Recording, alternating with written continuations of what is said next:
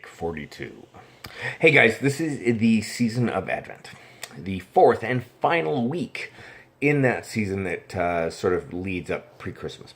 It's also the second week in a row that I've included a video with my blog, sort of a supplementary little bit. So love.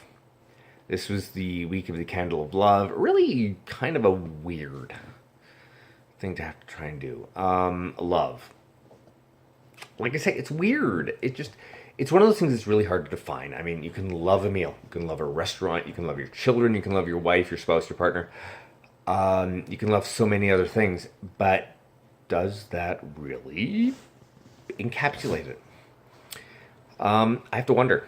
The Greeks, 2,000 years ago, in what we call Koine Greek or Common Greek, had three different words for love: philios, eros, and agape. Philios, like Philadelphia, brotherly love, platonic love, the city of brotherly love, Philadelphia. Eros, romantic, lustful. Wow, I really love this. I love her. I love him. Sort of love. And then there was agape, which was unconditional love. The love that passes the boundaries that really separate us as individuals and as human beings.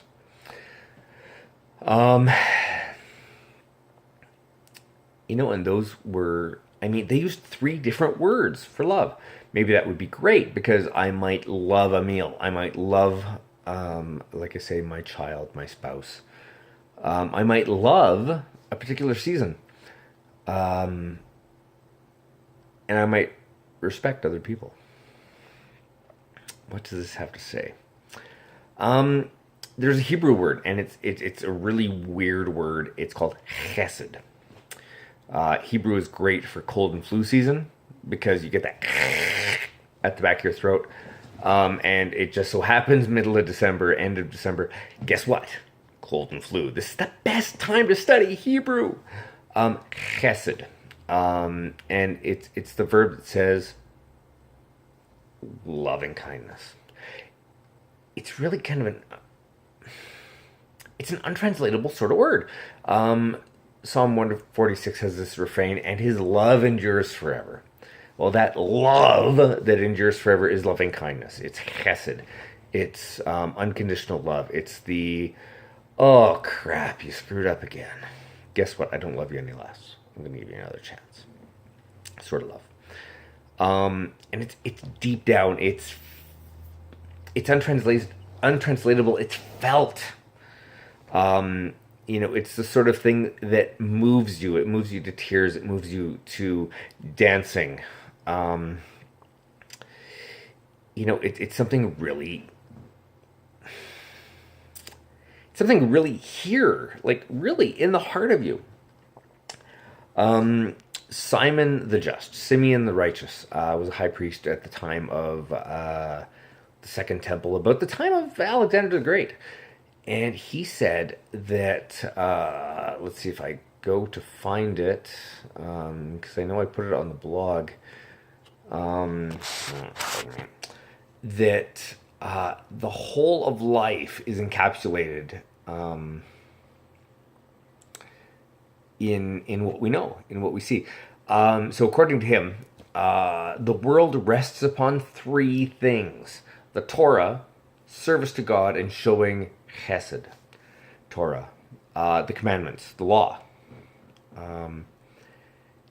service to God, service to whatever higher, I'm going to say whatever higher power you understand there to be, and showing this loving kindness, this chesed, this love that passes all understanding. Not just a loving kindness sort of thing, it is a loving kindness sort of thing. It's not a give your kids good things, give your spouse good things. It's a respect the whole human dignity sort of thing. And it's really at the heart of, I think, a whole program of ethics, of understanding what is right, what is moral, and what will lead us upward. I was listening to CBC Radio and the Current with Anna Maria Tremonti this week, last night in fact, and she was talking to Dr. Chris Katerna, who said, really, is this whole anxiety about 2016 and where it's leading us justified? And he said, absolutely, fantastically so, but maybe there's something that can lead us up and beyond this linear boom, boom, boom, boom, boom, connect the dots sort of mentality, because that's not all we are. Maybe we're at the heart of something new. What is that heart of something new? Maybe it's rediscovery. He says a second renaissance. I'm going to say a new and second discovery of what he calls virtues. Humanity. We're going to say civility, and things like audacity, thankfulness, contentment. These are all, I think, and really feel at the heart of chesed, this loving kindness. Justice, another one. And maybe it even goes so far as to develop or be developed out of a social gospel, a social good news. It's Christmas. You might have viewed it as, I don't know, out here, the solstice, the shortest day of the year. It really doesn't matter where it comes from. These are holy days. These are days where we concentrate on some of the finest things that we have to offer.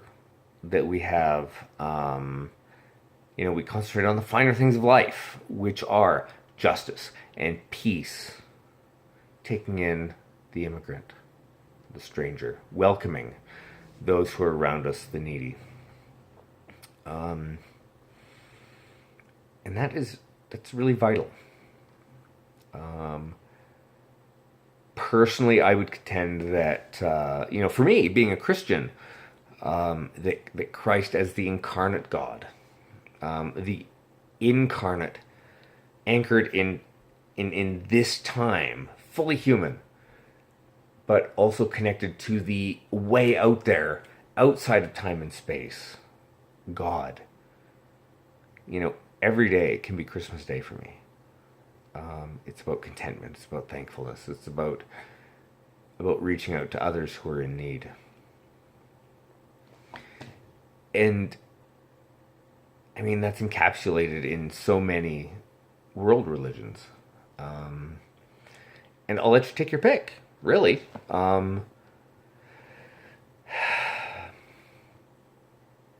But what it comes down to is it's still all love. It's still all this ultimate presentation, this ultimate sacrifice that we make for one another, that that makes us better human beings. These virtues are not just really weird words or itties, audacity, tenacity, humanity, things like that. They are actual concepts. They're not really they're not really hard. They're not really simple. They just are, and they make us better. And Chris Katerna said that they are social technologies that help us to thrive. Not just make do with what we have, but to thrive, rise above what we have, and make ourselves better.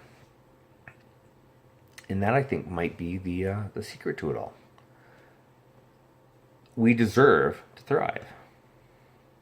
We deserve to be given grace. Well, I guess we don't really deserve to be given grace, but we are. And we deserve to show that grace to one another. Forgiveness.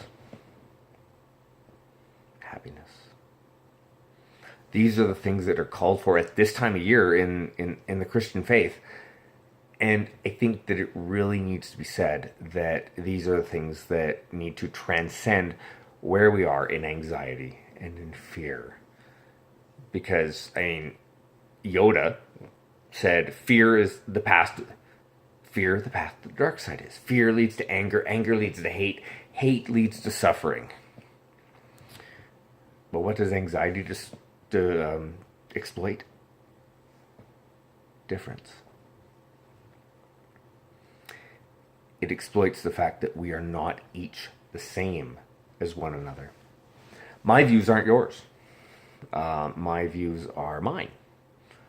My views might be kind of like someone else's. But deep down, I'm not you. You're not me. And so right down, at the sum of it all, we're human. We're one family. We bleed red. I mean, very much the same color. We have the same needs. And yet we divide ourselves across lines of fear, of difference. And maybe what we need is a new or a rebirth of a social gospel that takes those differences and totally eradicates them. It says, deep down, we all have needs. Deep down, we're all flawed in the same way. What's the solution to that? To that flaw, to that imperfection, to that failing?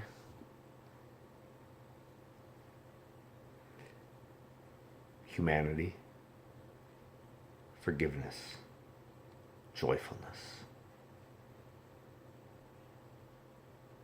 Forgiveness.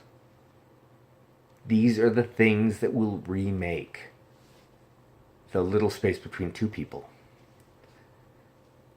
that will remake and recreate the space between a group of people.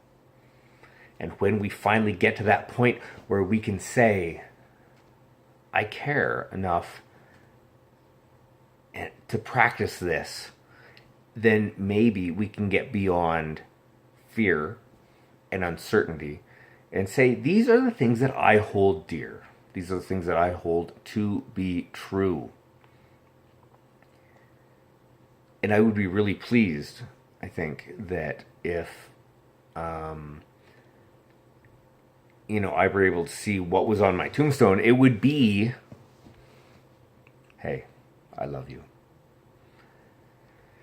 Because that's, I think, what we need to work toward. And that's what I want to work toward.